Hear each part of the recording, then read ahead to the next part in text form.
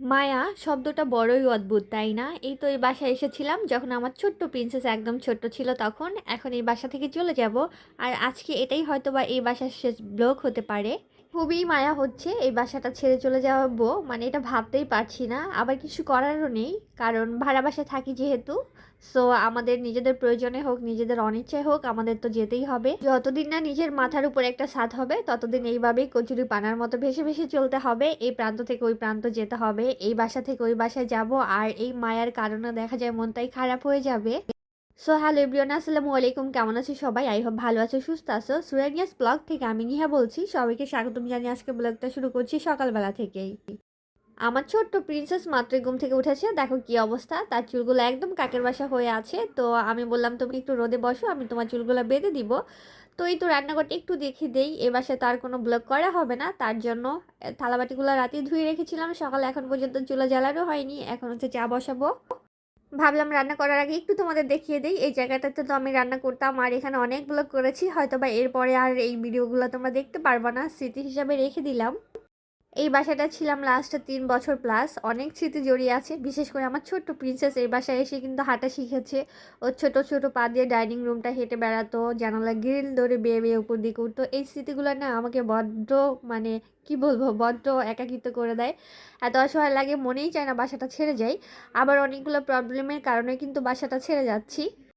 Actually ভাড়া বাসা কখনোই মন মতো হবে না, একটু না একটু অসুবিধা সব বাসাতেই থাকে। তবে তারও কিন্তু কিছু একটা লিমিটেশন থাকে, যেহেতু টাকা দিয়ে থাকবো কেন এত এত প্রবলেম ফেস করব, এটাই কিন্তু সবার আগে মাথায় আসে। বাট যখন চেঞ্জ করতে যাব তখন কিন্তু আর একদমই ইচ্ছে করে না, খুবই মায়া হয়। যাই হোক, কিছু করার নেই।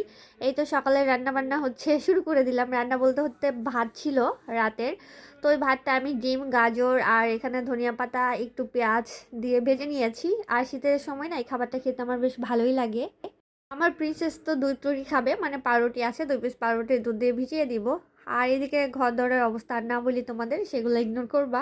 কারণ যেহেতু একদমই ঘরের অবস্থা খুবই খারাপ, গুছাচ্ছি সব কিছু, চলে তো যাবো তার জন্য। প্যাকিং করা যে কতটা প্যারার, মানে এতদিন মনে হয়েছে আমার বাসায় কিছুই নেই, আমার কি আছে। কিন্তু যখন গুছানো শুরু করেছি তখন বুঝতে পারছি যে এত এত জিনিস, তার মধ্যে অপ্রয়োজনীয় যা আছে সব তো ফেলেই দিচ্ছি। মানে ফেলে দিচ্ছি বলতে যেগুলো না লাগে আমার হেল্পিং হ্যান্ড ওনাকেই দিয়ে দিচ্ছি। তারপরও দেখা যায় অনেকগুলো বস্তা হয়ে যাবে।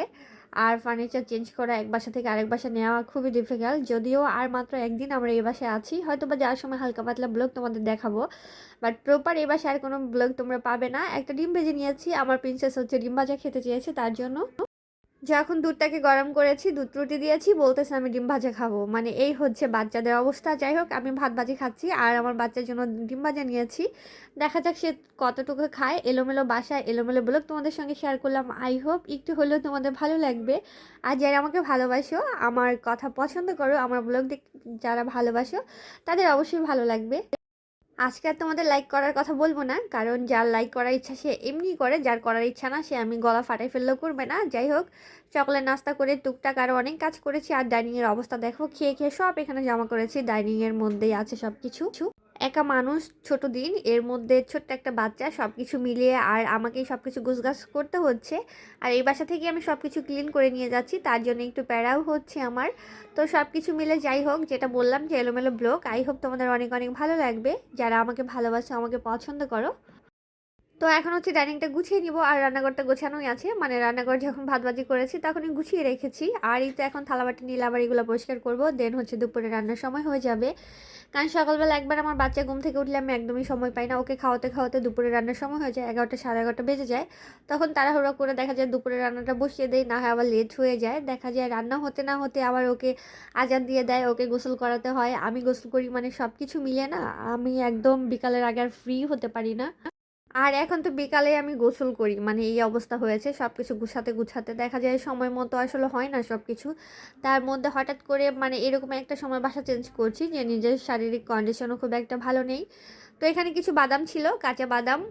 আর এগুলাকে আমি, এই তো এই কন্টেনারেও কিন্তু বাদাম ছিল ভরা, এটা ভেজে খাওয়ার কারণে অর্ধেকটা হয়ে গেছে, বাকিটা আমি ঢেলে এটার মধ্যে রেখে দিচ্ছি। এখন আর এইগুলা করবো না কিছুই, নতুন বাসায় যেয়ে সব দেখা যায় রোদে টোদে দিব। একসঙ্গে 15 কেজি বাদাম নিয়ে আসছে, আর 15 কেজি বাদাম কিন্তু কম না, অনেকগুলো বাদাম। এখনও কিন্তু আমার একটা লাল বড় কন্টেনার, এটার থেকেও বড় ডাবল, ওটা ভরা। তারপরে এইটা তো এই বাদামগুলো হচ্ছে মানে বেশি হয়েছিল, তাই ছোট্ট একটা বালতির মধ্যে রেখে দিয়েছিলাম। তো এখন হচ্ছে এটা আবার ভরে রাখছি, বাকি যেটা থাকে ওটা আর একটা আলাদা করে বক্সে রেখে দিব। কারণ এখন তো সব শুধু বক্সিং করার পালা চলছে আমার। মানে একটা সময় না আমি সবসময় থিঙ্ক করতাম কি, যতদিন ভাড়া থাকবো ততদিন বাসায় একদমই জিনিসপত্র করব না, যেগুলো প্রয়োজনীয় ওইগুলোই থাকবে, এর বাইরে আমি কিছুই মানে কিনবো না।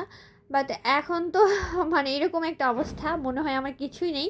বাট যখন গুছানো শুরু করেছি তখন মনে হচ্ছে এত জিনিসপত্র কোত্থেকে আসলো, আর এইগুলো এতদিন কোথায় লুকানো ছিল। যাই হোক, টুকটাক করেই তো আস্তে আস্তে কাজ করছি। আমার একটা ফ্রেন্ড ফোন দিয়েছিল, ও আমাকে বলল, কেন তোর হচ্ছে শ্বশুর বাড়ি থেকে কেউ আসেনি, তোর শাশুড়ি আসেনি বা তোর মা আসেনি? আসলেও মানে কি বলবো, নিজের কাজগুলো একদমই নিজের, যেগুলো আমি অন্য কারোর উপর ডিপেন্ডেন্ট হতে একদমই চাই না, সেটা হোক আমার মা কিংবা শাশুড়ি। কারণ দেখা যায় কি, আমার সময় মতো যে ওনাদের সময় হবে ব্যাপারটা তা নয়। আর আমাদের বাড়িতে হচ্ছে আমার ছোটো বোন আছে, আর আমার ছোটো বোনকে একা রেখে মা আসতেও পারে না। কিছুদিন আগে আমার নানু মারা গিয়েছে, মা ওখানে ছিল, মার মনটাও একদম ভালো নেই। তো দেখা যায় কি, সবারই তো নিজের সংসার আছে। আর আমার শাশুড়ির কথা যদি বলি, আমার শাশুড়ি আসলে আরও আমার মানে সুবিধা থেকে অসুবিধাই বেশি, কারণ সে তো কোনো কাজ করতে পারে না বা করবে না বা বুঝবেও না। দেখা যায় আরও টাইম টু টাইম তাকে আমার খাবার রান্না করতে হবে, খাবার দিতে হবে। এখন তো আমি একা মানুষ আছি, আমার একটু লেট হলে এদিক সেদিক হলেও সমস্যা নেই, দুপুরে খাবারটা বিকালে খেলেও কিন্তু সমস্যা নেই, যেহেতু আমার হাজব্যান্ড সারাদিন থাকে না। আর যখন বাসায় উনি থাকবে তখন কিন্তু আমার 3 বেলা খাবারটা অ্যাটলিস্ট ঠিক মতো করতে হবে, আর তার জন্য আমার অনেকটা সময় কিন্তু চলে যাবে, বাড়তি কাজে একদমই করতে পারবো না। এই জন্য সব কিছু মিলে তারাও আসতে চায়নি, বলেনি, আর আমি নিজে থেকেও বলিনি কাউকে আসার জন্য। আমার ছোট বোন কলেজ ছুটি, যেহেতু এখন ডিসেম্বর মাস চলছে, ও নানু বাড়ি গিয়েছে, কারণ আমার নানু যখন মারা গেছে তখন যেতে পারেনি। আর মেজো বোন, ওদের বিয়ে হয়ে গেছে, ও তো এখন ওর শ্বশুর বাড়িতে থাকে, ওর কথা নাই বলি। তো সব কিছু মিলে না আমার পাশ থেকে দেখা যায় মানুষ আছে, বাট কিন্তু সবাই সবাইকে নিয়ে ব্যস্ত। আর এই তো শ্বশুর বাড়ির কথা যেটা বললাম, সো আমি মানে ধরতে গেলে আমি কি বলবো, আমি একাই, আর আমি একা এটা মনে করেই আমি সব কিছু করি। সেটা যে বাসা চেঞ্জ করব, অনেক প্যারায় আসছি তার জন্য, ব্যাপারটা কিন্তু একদমই তা নয়।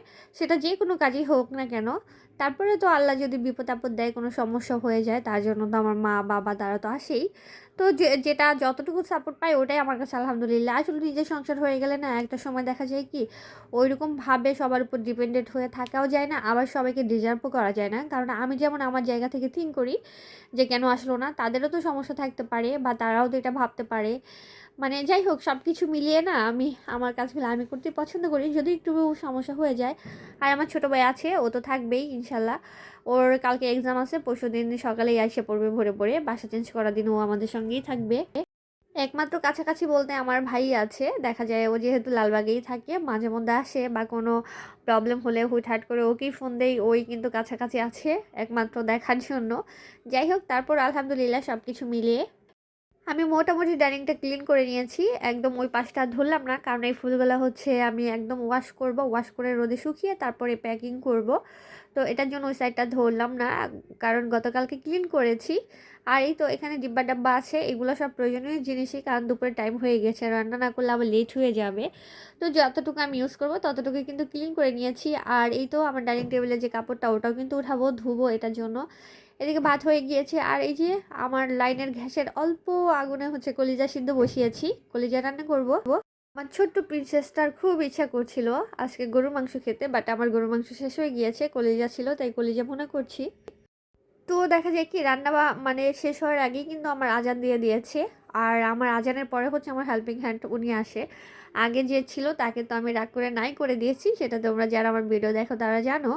আর এখন যিনি আছে উনি কিন্তু প্রথম আমার কাজ করতো, তারপরে মাঝখানে যে ছিল ওই আপাকে হচ্ছে এই আপাই ঠিক করে দিয়েছিল, তারপরে তো ওনাকে না করে দেওয়ার পর উনি আবার কাজ করছে, কিন্তু ওনার হচ্ছে শিডিউল নাই আর কি আজানের আগে।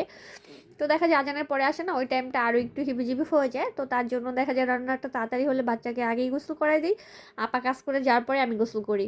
আমি 2বার কষিয়েছি, আবার 3য়বার পানি দিচ্ছি, কারণ কলিজাটা হার্ড হলে কিন্তু বাচ্চা মানুষ খেতে পারে না, একটু যাতে সফট হয় তার জন্য এইভাবে রান্না করছি। আর আমি যাই কিছু রান্না করি না কেন, আমার বাচ্চার কথা মাথায় রেখেই রান্না করি, কারণ দেখা যায় ওর জন্য আলাদা করে আর কিছু রান্না করা হয় না, ও কিন্তু আমাদের খাবারই খায়।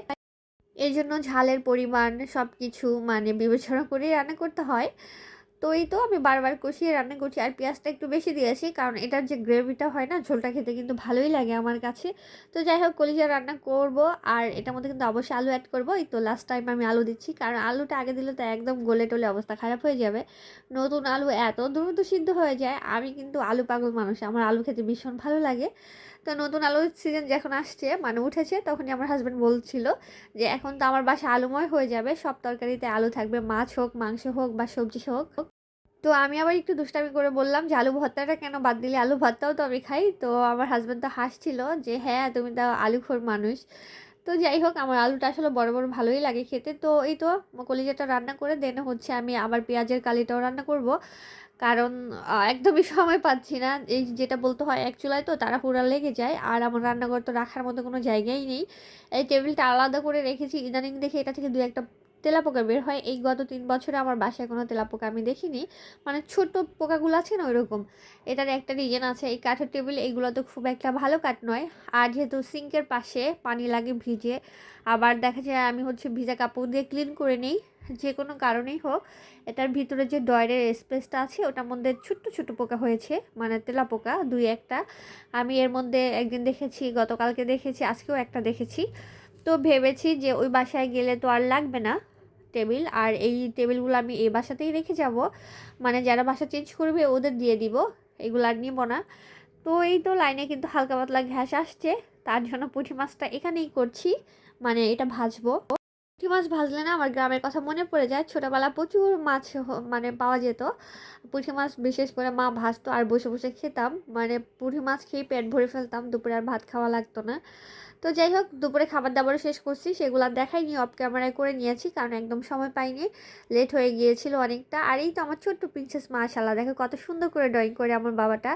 মানে ওকে জাস্ট আমি একবার দেখিয়ে দিয়েছিলাম যে বাবা এভাবে এভাবে করবে, আর তারপরে কিন্তু ও আর আমার হেল্পই নেয়নি। তারপর থেকে নিজে নিজে নিজের ইচ্ছা এইভাবে ড্রয়িং করে দেখো, একদমই বাইরে যায় না, খুবই সফটলি এত সুন্দর করে করে, মাশাল্লাহ মাশাল্লাহ। আর এই তো টিভি দেখছে আর হচ্ছে ড্রয়িং করছে। আমি বললাম বাবা যে কোনো একটা কাজ করা হয়, টিভি দেখো না হয় ড্রয়িং করো, দুটো একসঙ্গে হবে না। যাই হোক, আজকের ব্লগটা এই পর্যন্তই ছিল।